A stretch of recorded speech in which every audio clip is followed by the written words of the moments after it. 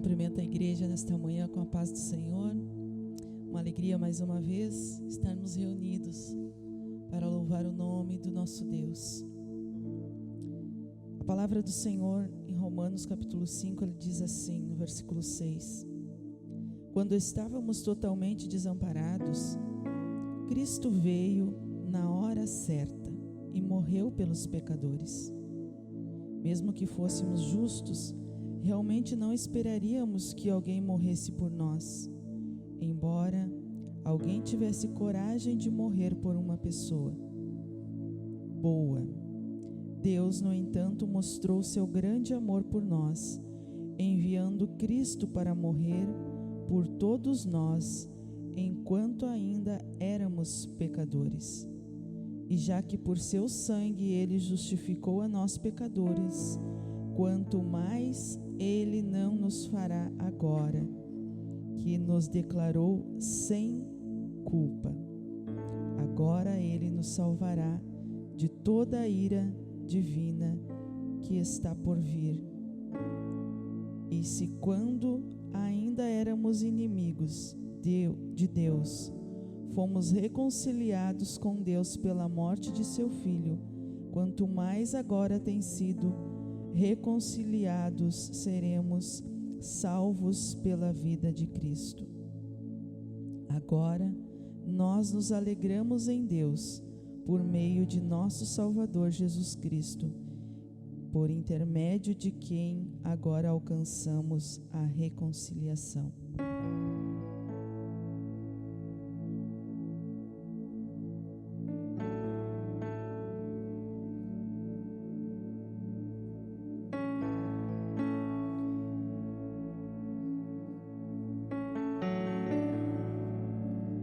Cantamos aleluia, cantamos aleluia, cantamos aleluia, o Cordeiro que venceu. Cantamos aleluia, cantamos aleluia, cantamos aleluia, ao Cordeiro que venceu. Cantamos aleluia, cantamos aleluia, cantamos aleluia, ao Cordeiro que venceu. Cantamos aleluia, cantamos aleluia, cantamos aleluia, ao Cordeiro que venceu,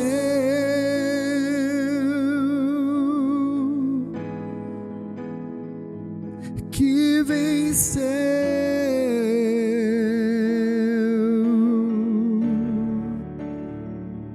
Ele venceu,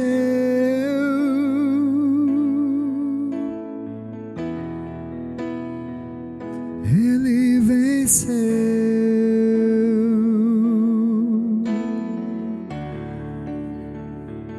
e nós venceremos, e nós venceremos. Ele venceu.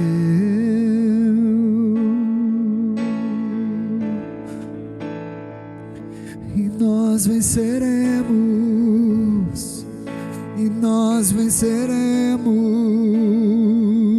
Ele venceu.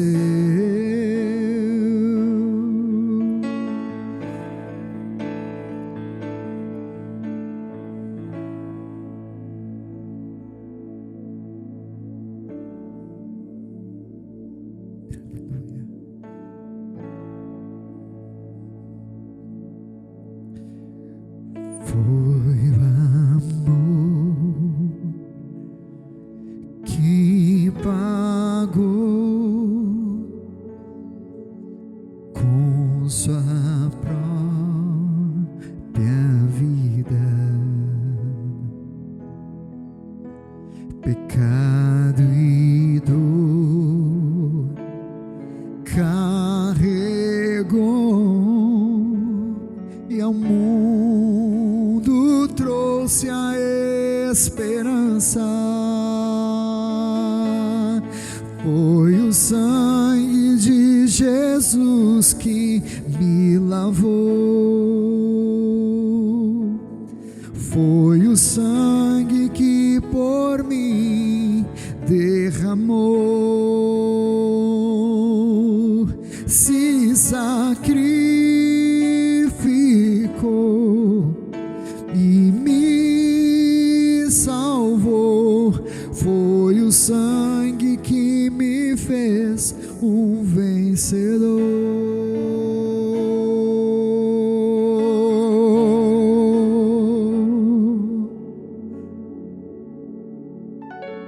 Salvador,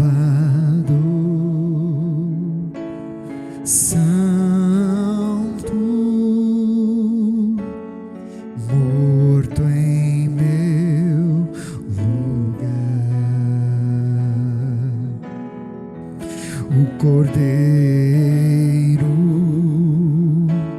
o grande eu sou, que tira o meu pecar. Foi o sangue de Jesus que me lavou. Foi o sangue que por mim derramou. Se sacrificou e me salvou. Foi o sangue que me fez um vencedor. Ao sangue do Cordeiro, ao sangue do Cordeiro, precioso sangue do Cordeiro, se sacrificou e me salvou. Foi o sangue que me fez um vencedor.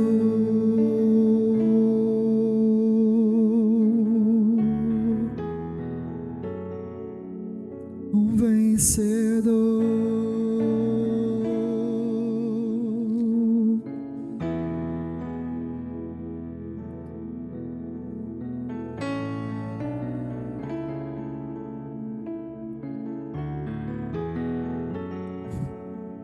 Sangue precioso,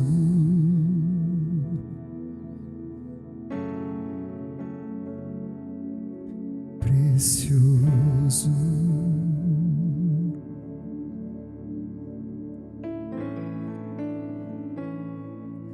precioso,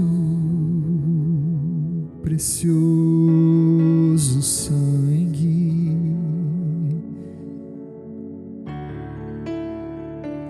precioso sangue,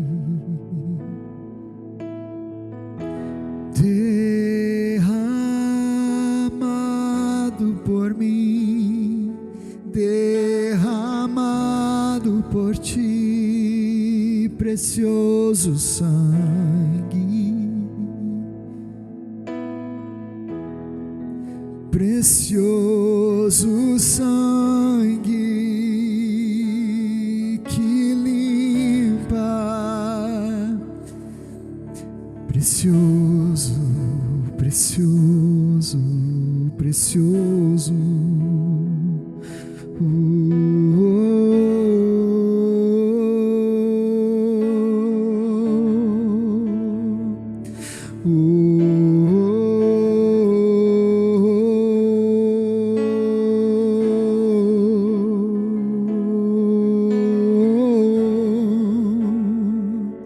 Precioso sangue precioso sangue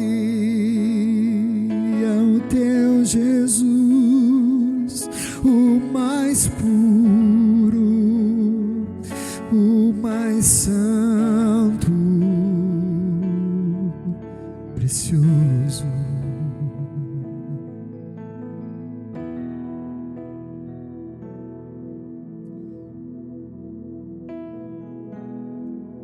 Salvador, Santo, morto em meu lugar, o Cordeiro, o grande eu sou, que tira o meu pecado.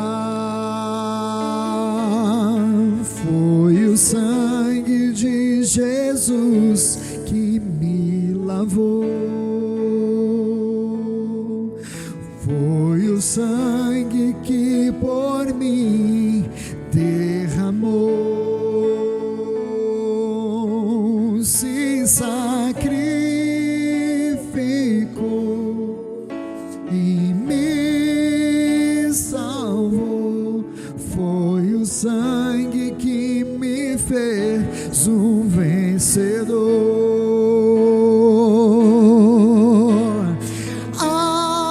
Ao sangue do Cordeiro, ao sangue do Cordeiro, precioso sangue do Cordeiro, se sacrificou e me salvou. Foi o sangue que me fez um vencedor.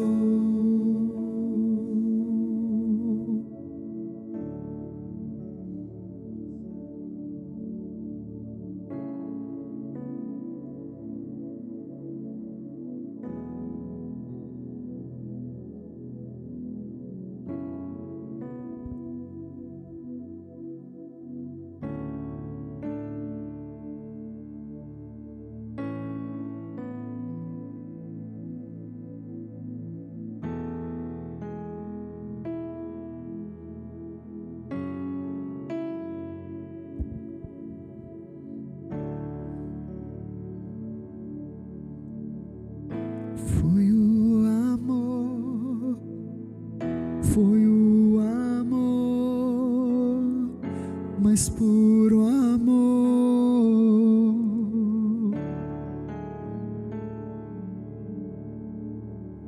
Foi o amor, foi o amor, foi o amor, mais puro amor. Foi o amor, foi o amor, foi o amor, o mais puro amor. Foi o amor, foi o amor, foi o amor, o mais puro amor. Foi o amor, foi o amor, foi o amor, o mais puro amor, mais puro amor.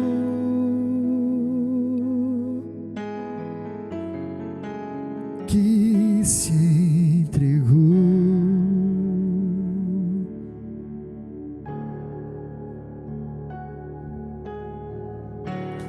para sempre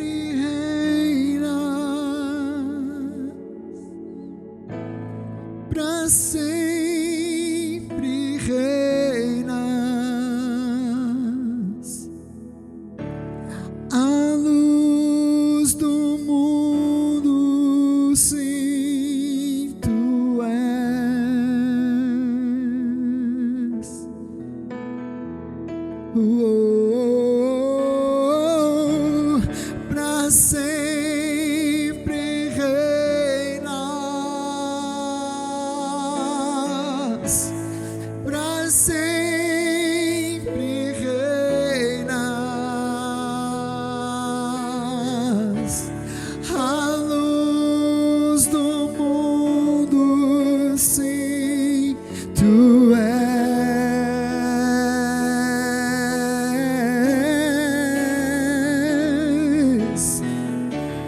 pra sempre reinas, pra sempre reinas, a luz do mundo, sim, tu és.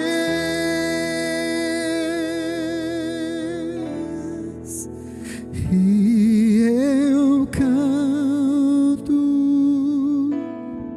sem fim o teu amor,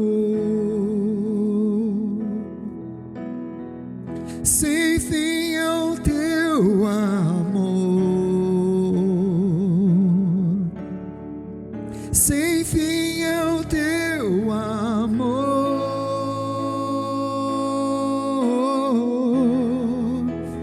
E eu canto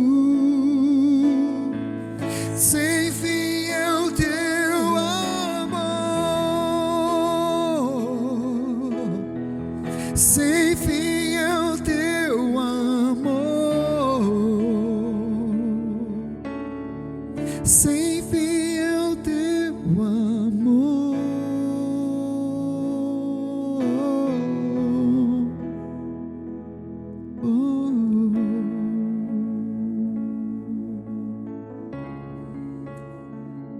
Nesta manhã nós cumprimentamos você com a paz do Senhor. Vire para a pessoa que está ao seu lado, dê um abraço. Nesta manhã especial, na presença do Senhor, vamos estar nos cumprimentando. Amém. Quero cumprimentar a todos nessa manhã com a doce paz do nosso Senhor e Salvador Jesus Cristo. Eu estava aqui escutando esse louvor e nós não combinamos para estarmos aqui nenhum tipo de palavra, nenhum tipo de louvor. Nós estamos aqui pela direção do Espírito Santo de Deus. E quando eu estava ouvindo eles cantarem sobre o amor, este amor, esta entrega, essa forma tão grandiosa em que nós fomos alcançados. O presente que nós ganhamos de Deus, na verdade, nós não temos nem dimensão, nós não temos como colocar em palavras este amor, essa entrega, este cuidado. Nós somos pobres em adjetivos, nós somos pobres em agradecimento, nós somos pobres em convencimento, em definições das coisas e em viver as coisas. E cada dia é um presente que Deus nos dá. E quando nós estamos na presença do Senhor Jesus dessa forma, desfrutando deste amor, que nós não conhecemos nem a profundidade a dimensão desse amor. É algo que simplesmente toca nosso coração e que precisa nos fazer refletir a respeito de quem nós somos, a respeito da nossa existência, a respeito de quem é Jesus, da morte na cruz, da ressurreição, a presença do Espírito Santo de Deus em nós. Muito mais do que em palavras, mas em estilo de vida, em viver a verdade daquilo que nós acreditamos.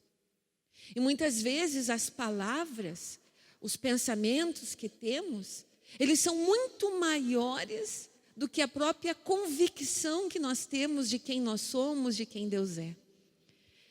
Só que o que importa para Deus é verdadeiramente nós vivermos aquilo que nós cremos nele. E é esse o desafio que eu faço para você nessa manhã. O desafio de olhar para dentro de você e ver o tamanho e a dimensão do quanto você ama aquele que te amou primeiro. Hoje nós estamos aqui no templo, E eu estou realmente muito emocionada de estar aqui e poder ver e sentir e estar naquilo que é sonho que Deus coloca no nosso coração. E certamente não acontece exatamente da mesma forma como nós idealizamos, mas os sonhos, eles vão se concretizando, porque na verdade é sonho de Deus. E o nosso papel como instrumentos, como filhos, é confiar nesse sonho, é confiar nesse amor, é confiar no projeto que Ele tem. E quando nós simplesmente vivemos aquilo que é real e não aquilo que é ideal, nós podemos ter uma vida, uma forma de viver mais tranquila, mais serena, mais em paz, mais confiante e, por que não dizer, mais cheio de fé. Fé, crendo naquele que fez todas as promessas, naquele que diz todas as coisas, que conhece todas as coisas, que sabe todas as coisas, aquele a quem nós entregamos a nossa vida. E a pergunta que eu faço para você hoje é: qual é a vida que tem valor? A única vida que tem valor é a sua vida. A única vida que tem valor é a minha vida. Muitas pessoas, e todas as pessoas, e qualquer pessoa, pode fazer o que você faz. Muitas pessoas, qualquer pessoa, pode ter o que você tem. E aí, que me desculpem os vaidosos, mas é assim mesmo. Qualquer pessoa pode fazer o que você faz, pode ser o que você, pode ter o que você tem, mas ninguém pode ser quem você é. E você é. Já parou para pensar sobre isso? Foi Deus quem fez você. O contrário de morte não é vida. O contrário da morte é nascer. Nós nascemos e nós morremos. E entre o nascer e o morrer está a vida. E a você foi entregue uma vida, para que você seja. Então, talvez nessa trajetória aí, que é a sua vida, a caminhada que você está fazendo, essa jornada de experiências que você tem vivido, talvez elas não sejam as melhores, talvez você tenha sido marcado, machucado, rejeitado, talvez você tenha idealizado tantas coisas, mas a realidade tem sido outra totalmente diferente. Mas eu quero dizer para você que a sua vida, ela vale a pena viver. Numa caminhada, numa estrada, existem curvas que são acentuadíssimas. Existem aclives, declives. Mas você não sabe o que vai acontecer ali, o que está ali depois daquela curva tão acentuada. Talvez o momento em que você está vivendo hoje é uma curva muito acentuada e você não está enxergando o que tem do outro lado. Não importa. Qual é a advertência para que nós possamos entrar numa curva acentuada? Diminua a velocidade, preste atenção no caminho e olhe para a frente. Essa é a advertência.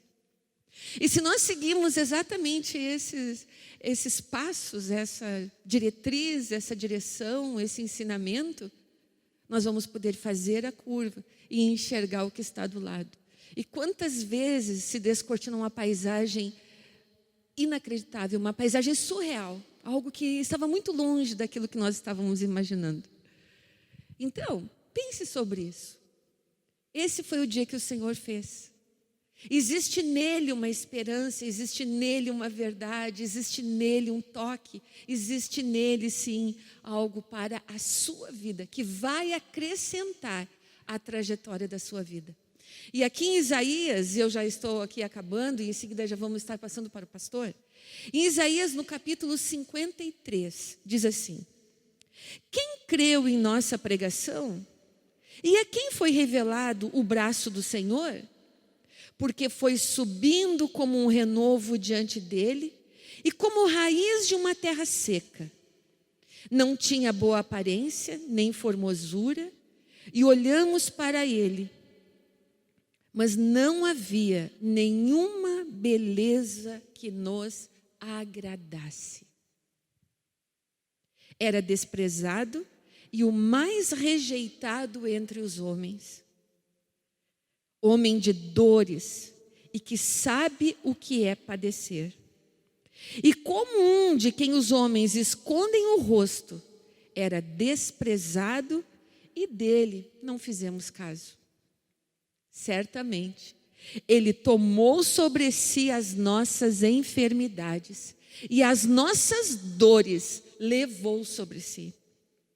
E nós o considerávamos como aflito, ferido de Deus e oprimido. Por isso ele é o Salvador da nossa alma, homem de dores, homem de sofrimento. Há alegria no sofrimento, mas não uma alegria que vem de você pelo que você tem, pelo que você faz, não. Mas por quem você é e por quem Ele é na sua vida e na minha vida também. Então, deixo essa reflexão para você, dizendo que nós estamos já iniciando mais uma semana. Os grupos Lar e Vida ainda vão continuar sendo aqui no templo, terça, quarta e quinta. Se você não faz parte de nenhum grupo Lar e Vida, entre em contato conosco através das redes sociais. E ali nós podemos estar dirigindo, conduzindo você, dizendo qual é o dia melhor para que você possa estar reunido. Tem sido experiências muito bonitas, muito singelas que estamos tendo aqui com os irmãos. E eu recebo testemunhos, eu ouço comentários, eu vejo as fotos quando eu não estou aqui. E isso alegra o nosso coração. Esta é a casa do Senhor, é o lugar da comunhão, o lugar da entrega. Seremos perfeitos aqui? Não, não seremos perfeitos aqui. Nenhum lugar seremos perfeitos. Mas nós aqui podemos dividir e compartilhar aquilo que o Espírito tem na dimensão dele, da forma dele, preenchido a nosso coração. Quero dizer também que os dízimos, as ofertas, as doações podem ser feitas através da nossa conta bancária ali no Bradesco. Estarão sendo colocados aqui no vídeo o número da conta, a agência. Você pode estar fazendo através de transferência bancária. Ou você pode estar também colocando em notas aqui nas urnas que tem no nosso templo. E eu quero pedir a você, nós estamos trabalhando nos projetos das cadeiras.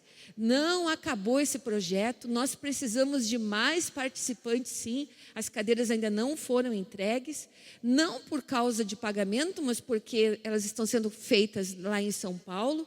E houve um isolamento muito grande, as empresas fecharam de uma forma grotesca lá, muito mais forte do que aqui no Sul, e a parte de fabricação ficou interrompida.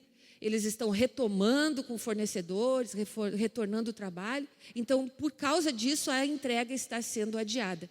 Mas, enquanto eles não entregam, nós trabalhamos forte aqui no projeto de doação. Então, doe. Se você não quiser fazer parte do projeto em si, faça uma doação específica e diga: esse aqui são para as cadeiras. Adquira 2, 3, 4 para a família inteira, já por fé que todos estarão aqui congregando conosco.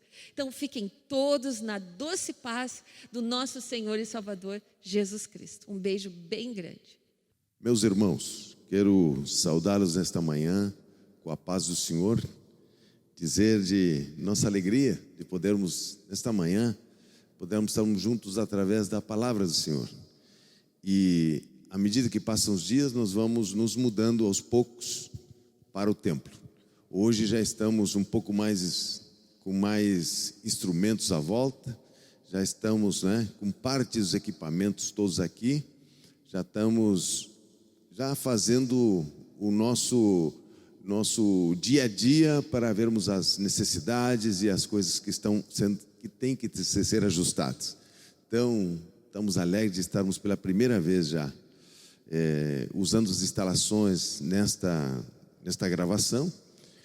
E na semana passada tivemos momentos muito especiais aqui, com a nossa ceia aqui, em 3 momentos diferentes, que uma alegria do céu, um momento de adoração tão lindo que tivemos com os irmãos aqui. Meus queridos irmãos, nesta manhã quero lhes ler um texto que está em 2 Crônicas, capítulo 32, versículo 12, que diz, capítulo 32 de 2 Crônicas: depois destas coisas e desta fidelidade, veio Senaqueribe, rei da Síria, entrou em Judá, acampou-se contra as cidades fortificadas e intentou apoderar-se delas. Meus irmãos, este texto que está inserido na história, né, de Ezequias, capítulo 32 de 2 Crônica, o texto nos chama a atenção, dizendo que depois destas fidelidades veio Senaqueribe. E eu quero lhes falar nesta manhã, analisando esse texto e a vida de Ezequias, falarmos sobre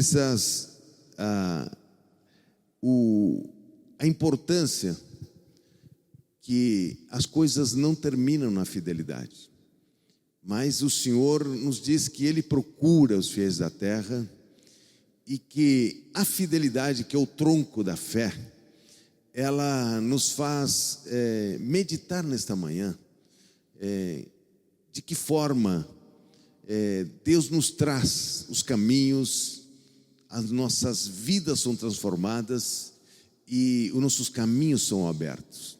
A palavra do Senhor diz que a justiça, ela olha do céu, a verdade, a fidelidade que sai de nossos corações na sua direção. Meus queridos irmãos, e nesse contexto eu quero lhes falar sobre a vida de Ezequias e o fruto do Espírito que o Senhor requer de nós no livro de Gálatas, a respeito da fidelidade. Veja só, meus queridos irmãos, que no capítulo 32 de 2 Crônicas, quando o Senhor fala que depois destas coisas e desta fidelidade, ou seja, a palavra do Senhor deixa muito claro que Ezequias realizou coisas em Judá que foram importantíssimas naquele momento e que envolviam não apenas uma inclinação para Deus, mas simbolizavam a fidelidade, a confiança em Deus. Você vai ver que Ezequias aparece, filho de Acás, em 750 a.C. E a palavra registra que o pai de Ezequias, Acás, ele fez um governo que não agradou a Deus. Seu coração, suas atitudes. Ele realmente, quando entregou o governo para Ezequias, Judá estava numa situação muito difícil. E o reino do norte, que se manifestava paralelamente, já estava no final do reino do norte. As situações do reino do norte estavam terminando. O profeta Isaías estava profetizando as últimas coisas sobre o reino do norte. Estava sendo entregue aos assírios.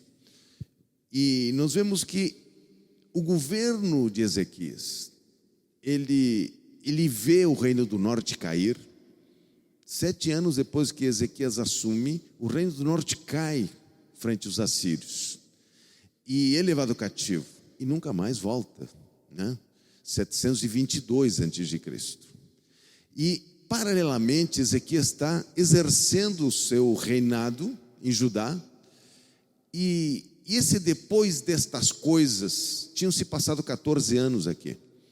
Depois destas coisas que a Bíblia registra em 2 Crônicas, tinham se passado 14 anos do reino de Ezequias. E esse reinado de Ezequias, nos primeiros anos, Ezequias restabeleceu, primeiro, a ordem no templo, abriu o templo. Depois restabeleceu o culto, restabeleceu os levitas, os sacerdotes, e ele também fez algo extraordinário nesse momento. Ele convocou para as festas de Páscoa, fora da data da Páscoa, para poder realmente trazer sobre o povo o restabelecimento do culto ao Senhor. E vejo que essas tarefas todas que Ezequias executou, visando unir, visando trazer a orientação correta da visão de Deus sobre o povo, demorou alguns anos. E aqui já tinham se passado 14 anos, quando Ezequias recebe a notícia que Senaqueribe já tinha invadido algumas cidades, estava vindo em direção a Judá. E veja só que a Bíblia diz o seguinte, que depois destas coisas e desta fidelidade. E aí eu pergunto, né, meus queridos irmãos, depois destas coisas, de todas essas ações de Ezequias junto ao povo, e da fidelidade que o povo manifestou, que ele manifestou diante de Deus, Senaqueribe se apresenta para tomar a nação.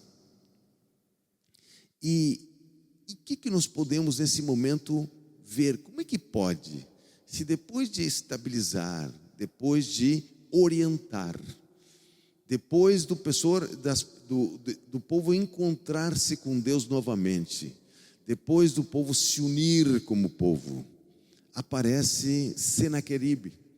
E ele não aparece apenas neste momento. 7 anos antes ele já toma o reino do norte, e agora aparece aqui como dizendo: quem é que pode nos deter?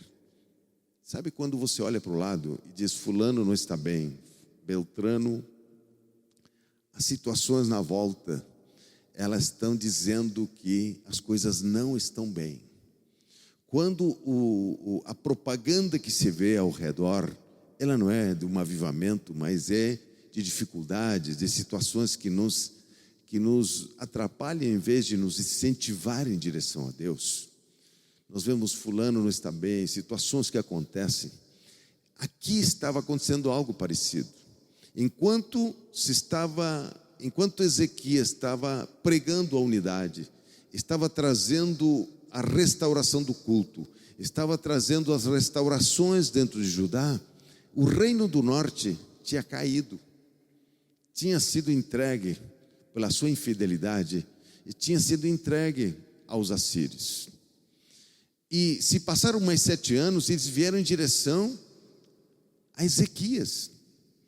E a palavra registra que disse: depois de todas essas coisas boas que Ezequias fez. Meus irmãos, Ezequias restabeleceu o culto, mas ele trouxe também, nunca depois de Salomão tinha se celebrado uma Páscoa tão extraordinária.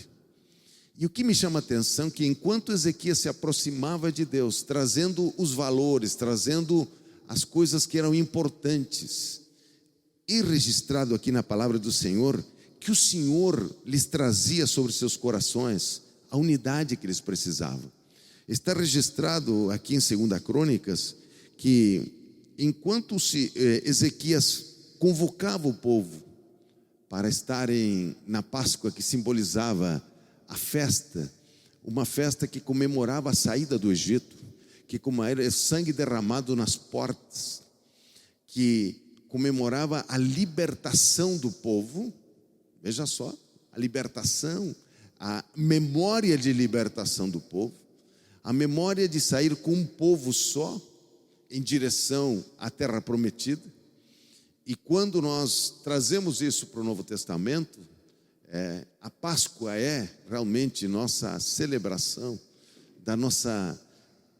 do grito de independência como igreja, como nossas vidas são entregues ao Senhor. E o sangue do Senhor Jesus Cristo, Ele nos purifica, Ele nos dá uma visão de vida. E veja só que ele celebrou essa Páscoa, e a palavra do Senhor disse que também em Judá se fez sentir a mão de Deus, dando-lhes um só coração para cumprir o mandado do rei, dos príncipes, segundo a palavra do Senhor. Ezequias tinha mandado os príncipes para convidarem a todos para virem na festa da Páscoa, com um símbolo de unidade, com um símbolo de como nação servir ao Senhor. E a palavra do Senhor diz que se fez sentir a mão do Senhor, dando-lhes um só coração. Meus irmãos, quando nós vamos em direção a uma orientação profética de unidade, quando nós nos inclinamos como igreja, que nós temos feito isso no Ministério Vida, temos enfatizado a importância do suprimento no corpo, a importância da força do corpo, a importância de me inclinar para o corpo como objeto de libertação, como objeto de força, de entendimento e de revelação. Isso eles fizeram, mandaram lá os príncipes dizendo: venham, nós vamos celebrar a Páscoa, ou seja, venham, vamos adorar, vamos estar juntos para que Deus opere em nossos corações. A palavra registra aqui que também em Judá se fez sentir a mão de Deus, diz, dando-lhes um só coração para cumprir o mandado, para cumprir a palavra profética que foi dada por Ezequias. E os príncipes que estão dizendo: olha, nós, quando estivermos juntos em adoração, se a gente se inclinar, Deus transforma o nosso coração. Deus nos inclina como igreja. Deus nos traz a nossa manifestação. Por isso, quando nós vamos adorar, nessa semana passada nós tivemos aqui em 3 momentos, adorando com os irmãos, e tivemos momentos muito especiais de adoração ao nome do Senhor. E nós sentimos que quando nós estamos como igreja, nos reunimos, aceitamos a convocação para estarmos juntos. E veja só que aqui existe algo, um mistério, que quando nós nos inclinamos para estar juntos, quem se responsabiliza por isso é a atuação do Senhor. É registrado em 2 Crônicas, capítulo 30, versículo 12, ele disse: se fez sentir a mão dos Deus, dando-lhes um só coração. Estas são as coisas que o capítulo 32 está dizendo. Depois destas coisas, depois do que a convocação, depois que eles se inclinaram, meus irmãos, quando eles mandaram convocar todo mundo, muitas das tribos riram de Ezequias, outros não acharam importante, mas aqueles que vieram, tanto que eles prolongaram essa festa, que era de 7 dias, eles transformaram naqueles, pediram autorização e fizeram por mais 7 dias. Ficaram 15 dias celebrando a Páscoa neste momento, e a Bíblia registra que desde Salomão eles não conseguiam fazer uma Páscoa tão extraordinária, porque o povo começou a ser tocado no seu coração, a unidade, o valor dos irmãos começou a aparecer. Por isso, quando nós vamos à casa do Senhor e nós vamos para uma ceia, nós vamos para nos encontrar com os irmãos, nós já temos pregado isso, temos vivido isso, temos exemplificado isso, como eu me inclino para o Senhor. E a Bíblia registra tão claro isso aqui nesta passagem. Eu, quando me inclino, o Senhor pode trabalhar. O Senhor pode trabalhar libertação, pode trabalhar uma orientação específica para que nós possamos viver. É isso que é vivido por Ezequias aqui. E ele disse que o Senhor lhes deu um só coração. E mais, ele diz mais que o Senhor fez isso tão rápido que eles não conseguiram entender. De repente as coisas se fizeram. As coisas, as bases, eles se inclinaram e de repente as coisas estavam no seu lugar, estavam prontas para que as coisas acontecessem. E veja só, meus queridos irmãos, disse, as pessoas começaram a fluir com tantas pessoas, que eles não tiveram tempo de ter sacerdotes suficientes para atender o povo. E diz a palavra do Senhor que alguns participaram daquela festa, assim, poder fazer todos os rituais que eram necessários.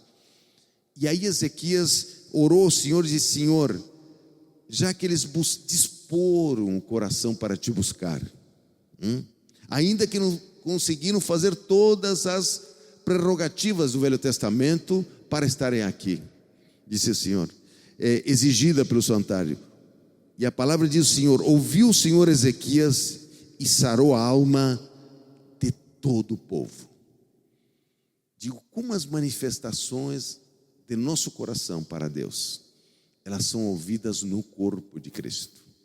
Que coisa extraordinária, o versículo 19, né? 18, 19 e 20, e diz: ouviu o Senhor Ezequias e sarou a alma do povo. Naquele momento, a alma do povo que vinha de situações complicadas, de situações de idolatria, houve uma manifestação tão tremenda. Eu vi nesta semana passada tantos testemunhos no meio dos irmãos, tantos momentos maravilhosos de adoração e de entrega ao Senhor, momentos em que o corpo traz algo sobre a igreja que eles são fundamentais para a vida. E veja só que este momento que Ezequias exemplifica com uma Páscoa de 15 dias, com um restabelecimento do culto, com o restabelecimento dos sacerdotes, com todas as orientações que foram dadas durante esse tempo, os levou até um ponto. E esse ponto que aparece aqui, ele disse: depois destas coisas e desta fidelidade, veio Senaqueribe. Como é que você entende? Depois destas coisas e depois. Então Deus está nos sinalizando, Deus tem voos mais altos para nós. Deus está nos sinalizando qual é a luta que nós temos quando nós nos unimos como povo de Deus para buscá-lo e receber orientação. E nós vemos, queridos irmãos, que este momento que Senaqueribe se apresenta diante de Ezequias, ele vem, diz a palavra do Senhor, que ele entrou em Judá, acampou-se contra as cidades fortificadas e tentou apoderar-se delas. Então, quando Deus nos dá uma unidade, nos dá um momento de nos unirmos, e Ele exemplifica aqui, depois destas fidelidades. Normalmente, nós, como igreja, nós precisamos ter a visão para onde vamos. Temos que ter a visão ministerial. Temos que ter a visão com quem estamos lutando como igreja. Temos que abrir o entendimento do que é importante. Meus irmãos, no centro da nossa vida cristã, nós precisamos da revelação de Deus. Uma revelação que não é apenas pessoal, uma revelação que se manifesta como igreja do Senhor. Uma revelação que é construída na unidade, mas é construída na revelação. E veja só que aqui neste momento que eles estão organizados como nação, eles conseguiram ter uma unidade, um respeito. Eles estão trabalhando a base que os levará ao próximo estágio. Porque este rei, ele reinou 29 anos em Judá. E ele foi um marco naquele momento tão especial daquele povo, da forma que estava acontecendo. E eu vejo que Deus, quando fala depois destas fidelidades, meus irmãos, o fruto em Gálatas, quando ele fala do fruto do Espírito, os últimos 3 frutos que ele fala de domínio próprio, fidelidade e domínio próprio, de uma forma, esses frutos, embora a gente use no dia a dia, a gente tem esses frutos diante dos irmãos, mas esses frutos eles são para Deus. São aqueles frutos que nós manifestamos para Deus. E veja que Gálatas explica isso quando ele fala dos frutos. Ele vem numa ascendência de frutos. E Gálatas, quando fala ele abre, mas o fruto do Espírito é amor, alegria e paz. Esses frutos de amor, alegria e paz, eles mexem conosco como crente. Longanimidade, benignidade e bondade mexe com o corpo de Cristo, com o meu relacionamento com as pessoas. Eu só posso ter longanimidade com outra pessoa, benignidade com outra pessoa, bondade com outra pessoa, mas amor, alegria e paz estão dentro do meu coração. Que Deus nos ajude. E depois diz fidelidade, mansidão e domínio próprio. Essas três, elas se manifestam para Deus, com uma conotação para Deus. Mas o escritor em 2 Crônica diz: depois destas coisas e desta fidelidade. Ou seja, eles tinham cultivado um relacionamento de fidelidade com Deus. O tronco da fé deles estava pronto, estava trabalhado por Deus. Por quê? Porque eles tinham se unido, a benignidade, a bondade, Deus tinha trabalhado os corações deles, como naquele texto que eu li anteriormente. E agora eles estavam recebendo uma grande afronta vinda por Senaqueribe.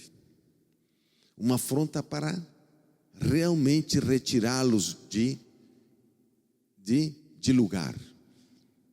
E, meus irmãos, se a fidelidade de Deus procura os fiéis da terra, e nós estamos examinando que nós temos nos inclinado para Deus, para que a nossa unidade, ela produza fidelidade. Ou seja, quando nós vamos para os frutos do Espírito de longanimidade, de bondade, de domínio próprio, de bondade, longanimidade, benignidade, nós estamos fortalecendo nossa unidade como corpo. É aquilo que Ezequias fez, através da ceia, através da Páscoa, através de todo aquele trabalho que ele fez. Ele trabalhou os frutos do Espírito. E em seguida, a fidelidade começou a aparecer na vida deles. O tronco de fidelidade a Deus começou a aparecer, né? E ele disse: fidelidade, mansidão e domínio próprio. O que acontece neste momento aqui? Ele manifesta algo tão forte. Ele manifesta algo tão forte no texto de Reis. Em 2 Reis 19 ele diz: ele manda um recado para o profeta Isaías, uma pergunta para o profeta Isaías. E essa pergunta do profeta Isaías nos abre um entendimento, porque ele diz o seguinte: então, 2 Reis, capítulo 19. Tendo o rei Ezequias ouvido isto, rasgou as suas vestes, cobriu-se de pano de saco e entrou na casa do Senhor. Então enviou a Eliaquim, o mordomo, a Sebna, e o escrivão e os anciãos dos sacerdotes, cobertos de pano de saco, ao profeta Isaías, filho de Amós, os quais lhe disseram: assim diz Ezequias, este dia é dia de angústia, de disciplina, de opróbrio, porque filhos são chegados à hora de nascer, e não há força para dá-los à luz. Este é o momento de inflexão do rei Ezequias. Eu quero que você entenda que quando você entende que a força, que você resolve teus problemas, tu vai resolvendo, você se empenha por ter unidade, você se empenha para se inclinar para que quando estamos juntos você receba renovação, força, estratégia para cada dia. quando você está trabalhando nisso. E agora Ezequias diz o seguinte: depois de todas essas fidelidades, ele disse: está faltando força, está chegando a hora do parto, diz Ezequias, e está faltando força para que os filhos nasçam. Disse: há uma força que se impede, que não está querendo que esse filho nasça, porque eles estavam partindo para os frutos de fidelidade, domínio próprio e mansidão, que são um relacionamento e outro estágio de relacionamento com Deus. Uma coisa você tem amor, alegria e paz. Outra coisa você entrar num segundo estágio com Deus: benignidade, bondade, que é onde você vê a força do corpo operando no seu favor. Você vê a força do corpo te dando solidez no teu ministério, abrindo entendimento sobre sua mente, que é uma mente cativa na independência. E agora eles estavam tocando o terceiro fruto do Espírito, que era a fidelidade, domínio próprio, que era aqueles frutos para Deus. E veja só, ele diz: depois dessas fidelidades. E aí Ezequias diz: este dia é dia de angústia, de disciplina, de opróbrio, porque os filhos são chegados à hora de nascer e não há força para dar à luz. E eu quero neste momento que você reflita na tua vida. Muitas vezes você está vindo, você se inclina, você começa a trazer a sua fidelidade sobre as coisas.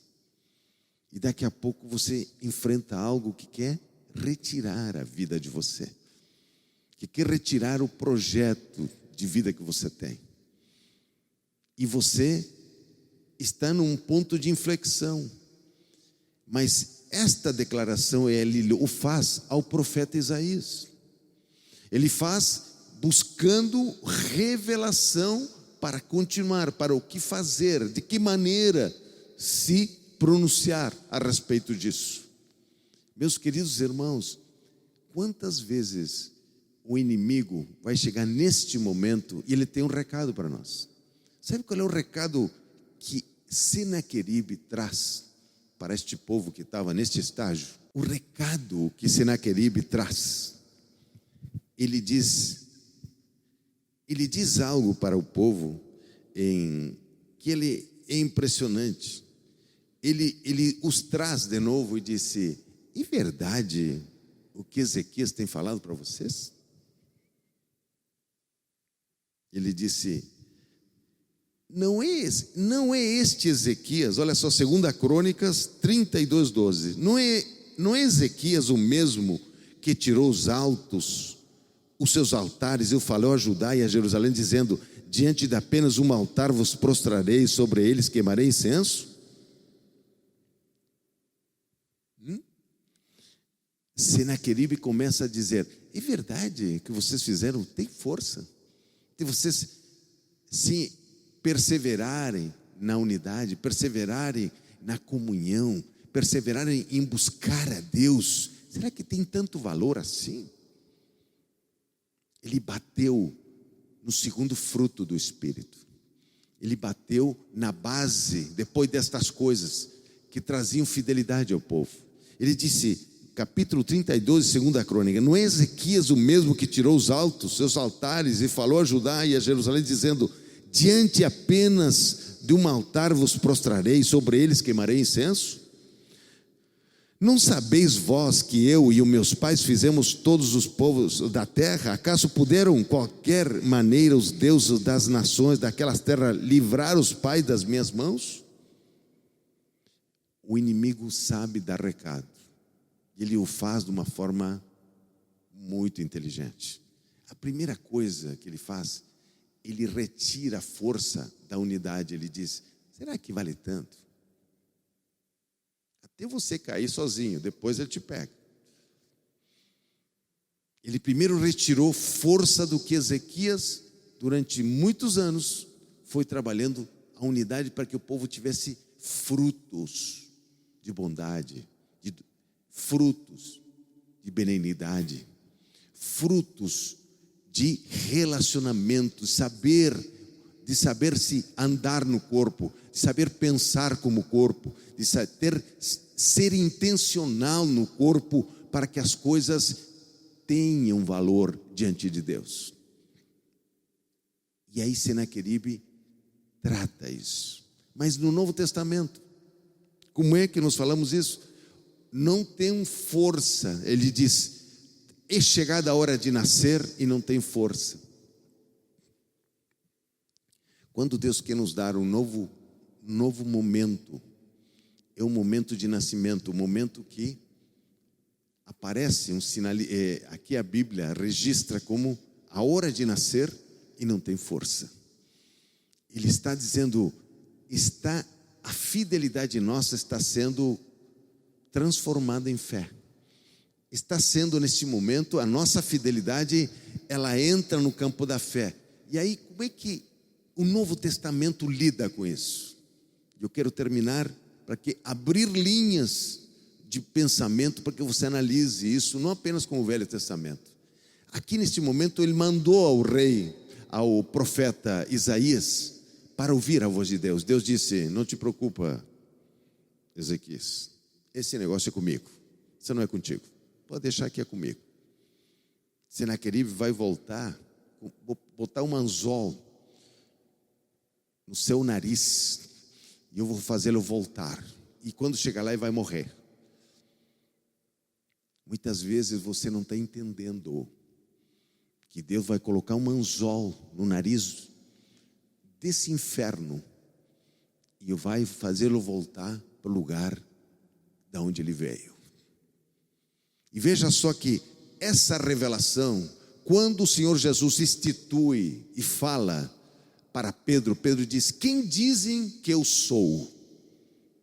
E Pedro diz: Senhor, tu és o ungido de Deus, o Filho do Deus vivo. E o Senhor Jesus disse: Pedro, quem te revelou não foi carne e sangue, mas o Pai que está no céu. E sobre esta revelação eu construirei a minha igreja. A igreja é construída, meu querido, de revelação em revelação. De revelação, a igreja, não é a pessoa, a igreja é construída de revelação em revelação. Neste momento, quando Ezequias manda perguntar para o profeta o que tinha acontecido, vem a orientação de Deus. Só que no Novo Testamento o Senhor disse: esperai inteiramente na graça que está sendo trazida na revelação do Senhor Jesus Cristo. E quando ele diz isso, e disse: olha, Pedro, quem te revelou não foi carne nem sangue, mas foi o Pai.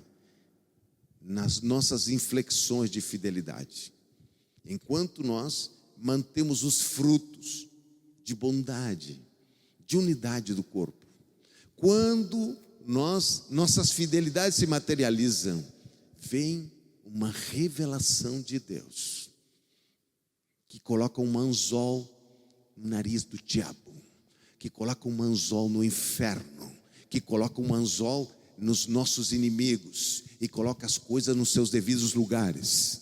Neste momento, quando o profeta pergunta para Isaías se o filho vai nascer ou não vai nascer, ele está dizendo o seguinte: você precisa saber como você está lidando com as suas fidelidades, como que você está lidando com aquilo que você conquistou em unidade, você conquistou em alegria do Espírito, como você conquistou em relacionamento. Está se delineando outro tipo de relacionamento com Deus. Para enfrentar Senaqueribe, Deus nos está trazendo à tona nosso relacionamento de fidelidade, domínio próprio, aqueles relacionamentos que estão relacionados a Deus. E veja só que neste momento no Novo Testamento nós vemos no capítulo 14 de João, capítulo 14 de João, quero terminar com isso. Capítulo 14 de João, o Senhor fala dessa fidelidade, e Ele diz o seguinte, aquele que tem meus mandamentos e os guarda, esse é o que me ama. E aquele que me ama será amado pelo meu Pai, e eu também o amarei, e me manifestarei a Ele. E me manifestarei, Senhor Jesus, e manifestarei a Ele. Isso está ligado com o capítulo 15. Diz, se permaneceres em mim, vossa fidelidade, e as minhas palavras permanecerem em vós, pedireis o que quiserdes e vos será feito. Ele está linkado com a revelação. Quem dizem que eu sou? Segundo, é uma revelação. A igreja do Senhor, quando nós estamos com alegria no coração porque Deus nos salvou, estamos no meio do corpo de Cristo, experimentando a sua bondade nos relacionamentos que nós estamos vivendo quando adoramos a Deus, quando somos aparelhados junto, quando o Senhor nos dá um coração juntos para adorar, para trazer a sua presença. E num terceiro estágio aqui, fidelidade, ou seja, a fé que vai abrir o caminho através da fidelidade. Aí João disse que quem me ama, guarda, e eu me manifestarei. O Senhor Jesus de novo, que é a revelação da igreja. Eu me manifestarei a Ele. Essa palavra manifestar é aparecer, surgir à vista, revelar, exibir, tornar visível, apresentar-se à visão de um outro ser visível. Autorrevelação de Jesus aos crentes quando há necessidade da sua aparição. Então, nesta manhã, eu quero orar por você. Será que Senaqueribe não está dizendo que não foi muito bom o que você fez? O que você fez pouco, o que você não é tão importante, o que você tem feito até aqui não é tão forte assim? Ele apareceu 14 anos para dizer para o povo, se colocou, mandou seus profetas do caos a se colocarem no muro de Jerusalém, gritando para o povo lá dentro, não acreditem no que Ezequias falou, essa unidade que ele falou, essa festa que vocês fizeram, essa manifestação de Deus que está ali, nos livrará, porque nós já tomamos o reino do norte, nós tomamos todas as cidades que estão à vossa volta. Sabe que você começa a ver